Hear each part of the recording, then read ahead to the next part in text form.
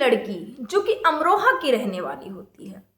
शादी के 48 घंटे भी नहीं हुए थे। शादी के बाद जब दुल्हन ससुराल जाती है और जैसे ही पति कमरे में आता है और उसका घूंघट उठाता है, तो वो घूंघट जैसे ही पति उठाता है वैसे उसका हाथ पकड़ लेती है और ऐसे शब्द बोलती है कि पति के पैरों तले जमीन खिसक जाती है और 48 घंटे भी वो शादी नहीं चलती है। आखिर क्या हुआ था? आखिर क्या शब्द बोले थे दुल्हन ने जो कि वो शादी नहीं चलती है, वो शादी टूट जाती है? इतना खर्चा होने के बावजूद आखिर क्या है पूरी कहानी, जानने के लिए बने रहेगा पूरे वीडियो में। आप सभी को मेरा प्रणाम, मैं सरिता राठौर। कैसे हैं आप सभी फ्रेंड्स? आज की जो सच्ची घटना बताने जा रही है अमरोहा की।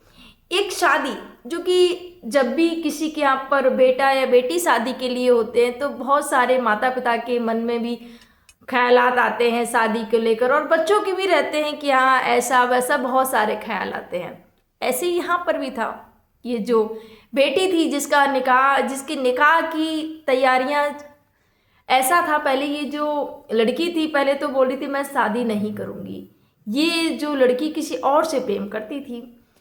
अब वो घर वालों को इसका पता चल गया। फिर इस लड़की का ऐसा दिमाग हुआ, ऐसा माइंड इसका बदला कि घर वालों से बोलती है कि आप जिस किसी लड़के से आप शादी कराएंगे मैं शादी कर लूँगी।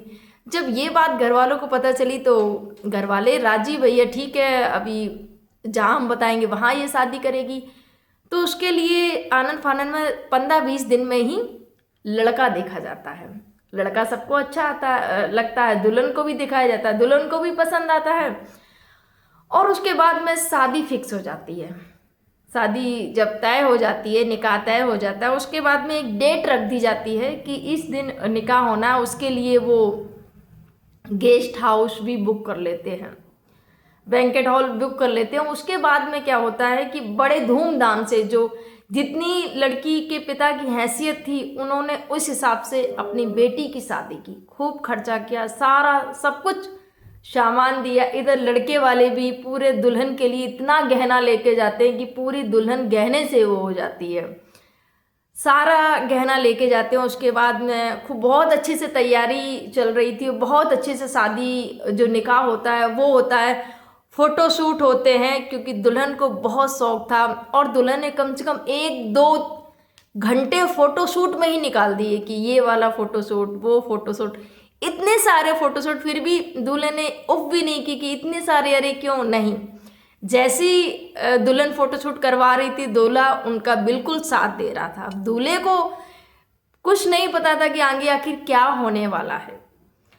उसके बाद में फोटो शूट हो गए, निकाह हो गया, शादी की जो भी रस्में थी वो अदा हो गई। उसके बाद में पूरी तैयारी, विदाई की तैयारी, और बहुत अच्छे से जो रस्में होती हैं हर एक रस्म को भली भांति पूर्ण किया गया था एक पिता की तरफ से। और लड़की ने बिल्कुल भी अपने चेहरे पर वो नहीं आने दिया, पता नहीं चलने दिया किसी को कि ये वो कर क्यों रही है, उसके पीछे की वजह क्या है। उसने किसी को इस बात की कानों कान भनक नहीं होने दी कि उसका ये प्लान क्यों है और इतना क्यों ऐसा कर रही है।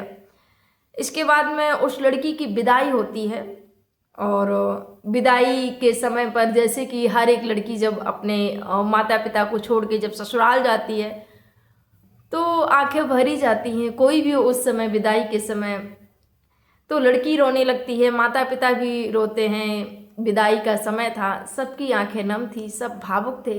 लड़की की सखियां भी भावुक थीं, जो मेरी सखी है, जो मेरी साथ की सहेली है, वो अब ससुराल जा रही है। लड़की की माँ भी बहुत दुखी, पिता, सारे लोग बहुत ज़्यादा दुखी। और उस रस्म को अदा करते हैं, बेटी को डोली में बिठाते हैं गाड़ी में। उसके बाद में वो अपने शौहर के साथ में अपने ससुराल चली जाती है।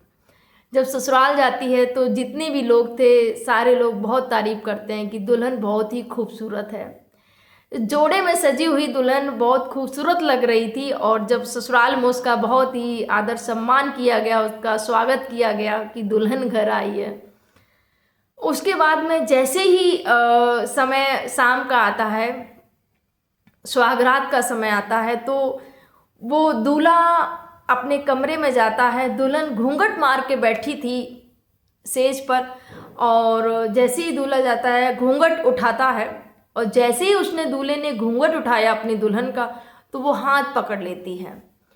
दूल्हे ने बोला क्या हुआ? तो बोली मैं आपकी नहीं हूँ, मैं किसी और की हूँ। जब ये बात दूल्हे को पता चली तो उसके पैरों तले जमीन खिसक जाती है कि ये क्या बोल रही हो? बोला हाँ।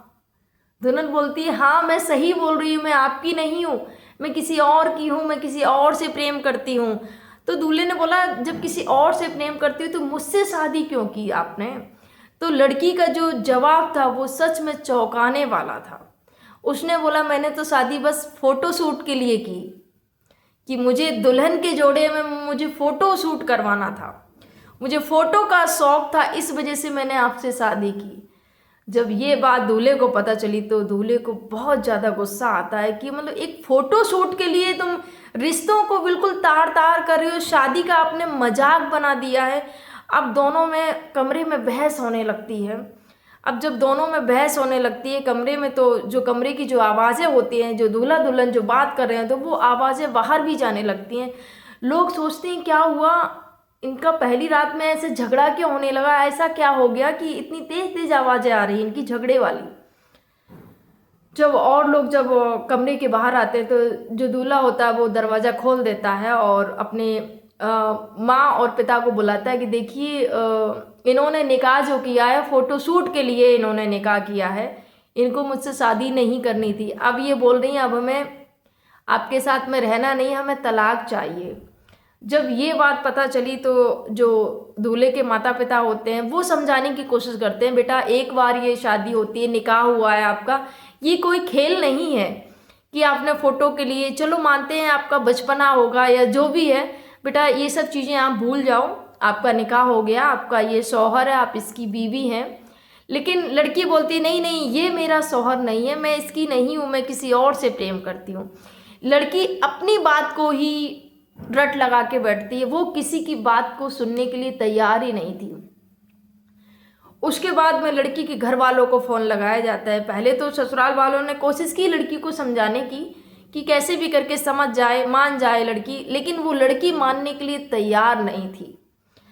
उसके बाद में उनके मम्मी पापा कॉल किया जाता है कि ऐसे ऐसे करके आपकी बेटी बोल रही है कि मैं किसी और से प्रेम करती हूँ, आपने हमें बताया नहीं, आपको बताना चाहिए था। और इन्होंने ओनली शादी फ़ोटो शूट के लिए की, अब ये मुझसे तलाक मांग रही हैं कि मुझे तलाक चाहिए, मुझे नहीं आपके साथ में रहना है। जब ये बात घर वालों को पता चलती है तो घर वाले भी बहुत ज़्यादा परेशान हो जाती कि इतना सारा शादी में खर्चा हुआ और उसके बाद में कोई लड़की बोल दे कि मुझे आपके साथ में नहीं रहना है और ऐसे मजाक बना दे शादी का, तो कोई भी हो, लड़की पक्ष हो या लड़का पक्ष हो, बुरा तो लगता है।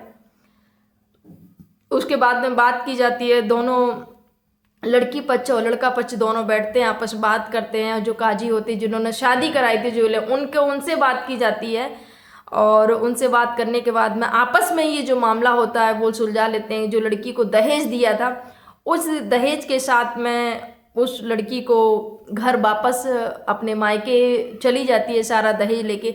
लेकिन उस लड़की का क्या, जिसका इतना सारा खर्चा हो गया, उसने अपने शौक़ के लिए कैसे दूसरे का खर्चा कराया। बदनामी भी होती है क्योंकि क्यों चली गई दुल्हन, और क्या आखिर लड़का बोले। लड़का जब दुल्हन वापस अपने मायके चली जाती है तो वो लड़का अपने दिल्ली अपने दोस्तों अपने रिश्तेदारों के यहाँ चला जाता है। सोचिए क्या उस लड़के पर गुजर रही हो कि कोई शादी हुई और दुल्हन एक रात भी नहीं रुकी, दुल्हन ने बोल दिया कि मैं किसी और की हूँ। ऐसा मजाक क्या। ये जो अजीबोगरीब ये जो मामला आया है, पहली बार ये मामला आया है सोशल मीडिया पर सामने, तो ये जो वीडियो बनाने का उद्देश्य किसी को आहत करना नहीं, किसी को परेशान करना नहीं, किसी को दुख पहुँचाने नहीं, बस इस वीडियो के माध्यम से एक संदेश देना चाहती हूँ मैं, किसी की भावनाओं के साथ में ऐसा मत खेलिएगा, ऐसा मत करिएगा। क्योंकि यहाँ पर आपने जो लड़की वाली का भी यहाँ पर खर्चा हुआ है, लड़के वाला का, दोनों का ही खर्चा हुआ है, इधर से उधर से दोनों का ही खर्चा हुआ है। जो सामान था चलिए वो तो वापस लेके चली गई, लेकिन खर्चा तो उनका भी हुआ, पार्टी की जो भी खाना खर्चा, लड़के वाला के दोनों का ही खर्चा हो। और बदनामी अलग से होती है। और रिश्तों को शादी की जो रिश्ते होते हैं, शादी हो निकाह हो जो भी है, ये कोई मजाक नहीं है कि आपकी शादी हो गई और आप बस जब मर्जी आया तुरंत तलाक बोल दिया और छूट गया। ये रिश्ते ऐसे नहीं छूटते हैं। और अगर आप किसी रिश्ते में अगर जुड़ रहे हैं तो उनको दिल से निभाइएगा। और जो भी है, अगर आप किसी शादी करें तो अगर आप किसी से जुड़े हुए हैं पहले से, अगर आपको नहीं उस इंसान के साथ में जीवन यापन करना है तो उसको स्पष्ट बोल दो, मैं आपके साथ में नहीं रह सकती, मैं आपसे शादी नहीं कर सकती हूँ। किसी के इतनी ज़्यादा किसी का खर्चा कराना या किसी को इतना परेशान करना ये अच्छा नहीं है, क्योंकि जिसके साथ में शादी हुई थी वो जो शौहर बना था जो उस बीवी का, वो तो आखिर ठगा का ठगा ही रह जाता है। इतना खर्चा होने के बावजूद भी फिर वो कुछ समय के लिए अपने रिश्तेदारों के यहाँ चला जाता है। क्यों, क्या जवाब, लोगों को क्या जवाब दिया जाए कि जिससे शादी हुई थी वो, उसने ओनली फ़ोटोशूट के लिए शादी की और वो चली जाती है और वहाँ तलाक हो जाती है। ये जो मामला है फ़िलहाल पुलिस तक नहीं पहुँचा, क्योंकि उन्होंने अपने आपस में ही बैठ के उसको सुलझा लिया था। लेकिन ये जो न्यूज़ सोशल मीडिया पर आई तो मुझे लगा मुझे भी इस पर वीडियो बनाना चाहिए। तो किसी के साथ में ऐसा मजाक मत करिएगा कि दुल्हन को, अगर आपको दुल्हन के जोड़े में ही सज के सवर के फ़ोटो खिंचवानी तो कभी भी तैयार हो जाती है और फ़ोटोशूट करवा लेती किसी भी कैमरे वालों को बुला के।